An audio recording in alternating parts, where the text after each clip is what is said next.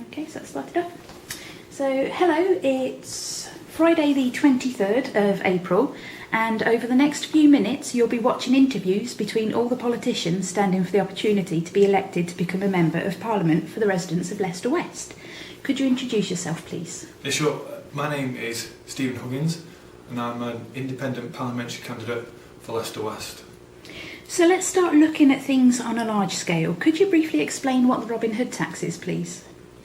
The Robin Hood tax is a tax where if you do a transaction, then with the banks, the money is taken out through that actual transaction, and then that would raise billions of pounds for good causes or extra money.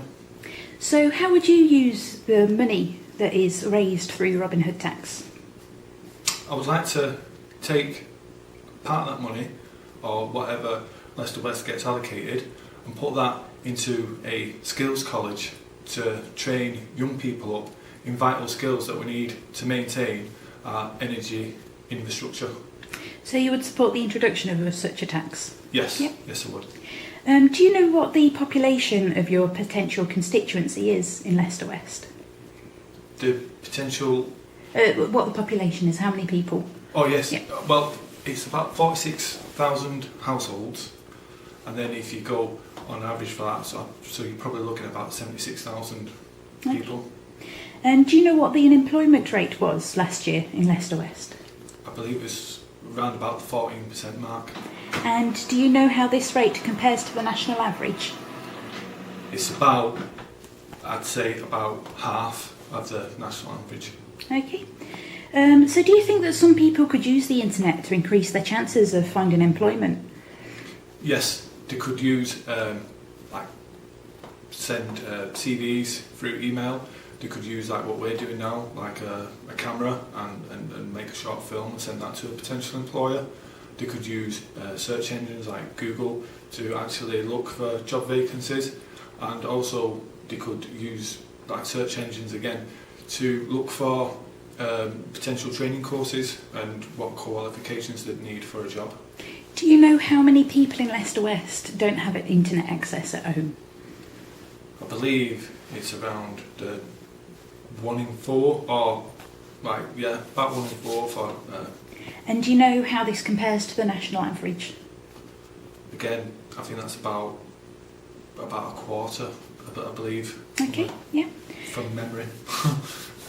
So it leads me on to my next question. Do you know the percentage of your potential constituency that don't have any qualifications?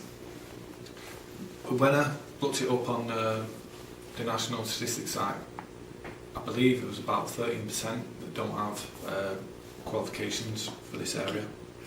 And on a national average, the local figure is a lot higher than the national average. So I think it's about 40% locally, and about nationally it's about 16%. So how would you seek to improve the education of people in Leicester West? What I'd like to do, I've said this in my manifesto, is that I'm not a big fan of bureaucracy. I believe that bureaucracy plays a big part in preventing head teachers to do their full potential with teachers. Because I mean, teachers are really good, head teachers are really good. We've now got new schools, so there's something going wrong. And to me, it's the bureaucracy. If we could just stop Ofsted going into schools, pronouncing them failing without coming up with any real solutions as to why they're failing or how to address the reasons why they're failing, then and do away with league tables, then I think that'd take most of the pressure off head teachers, and they could be able to inspire the teachers. Head teachers best know the catchment areas, and they also know like the general people. If it's like a low income family or whatever, they'd best know the kids. So, staying with the theme of education, would you support the application of top-up fees, tuition fees, for people that go to university? I'm sort of neutral on that. I understand, like in Scotland, because with me, the people in England are like the forgotten people, apart from in London. But in Scotland, it's free university places for everyone, and I'd love England to have free university places, but there's a lot more people in England. So I can understand people having to pay a little bit, but not as much as they are now. And when the government first introduced it, they said that they wouldn't go up, and they've just announced that they are going to go up tuition fees. So to me, it's just another stealth tax on students.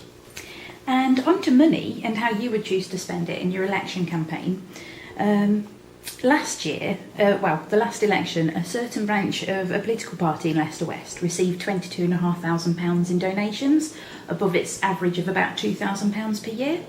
And this year, certain groups have £1,000 to spend on a single candidate, including the £500 registration fee. So what do you think is the right amount to spend on a candidate, and what's your favourite method of communicating with your potential constituents? I personally have spent, obviously I haven't got the figures with me, but I personally spent, including my £500 registration fee, I've spent somewhere in the region of £3,000, which was the roof money that we were going to buy or pay for a new roof to be put on top of the house. And so with me being independent and it all coming out of my own back pocket, I've basically just put my money where my mouth is. So I think £3,000 is quite ample to run a good campaign. The way I get my message out to people is by delivering the leaflets myself. I delivered around about 22,000 leaflets on my own. I met quite a lot of people.